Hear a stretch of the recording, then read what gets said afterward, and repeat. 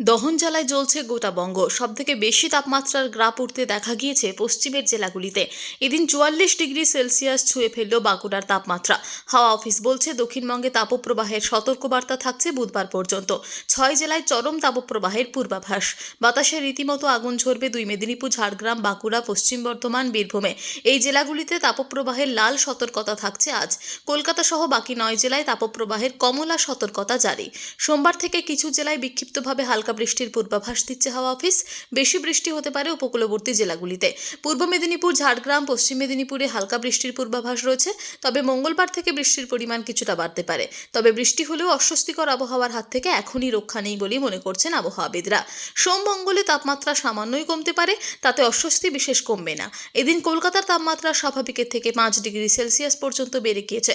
কলকাতা ও পার্শ্ববর্তী এলাকাগুলিতে চলছে শুষ্ক পশ্চিমী হাওয়ার দাপট। তবে শুধু দক্ষিণবঙ্গের জেলা নয়, তাপপ্রবাহের সতর্কতা থাকছে উত্তরবঙ্গের জেলাগুলিতেও।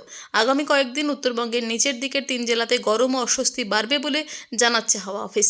মালদহ, 2 দিনাজপুরে বুধবার পর্যন্ত তাপপ্রবাহের পরিস্থিতি থাকবে কয়েকদিন। Bureau report, PB news.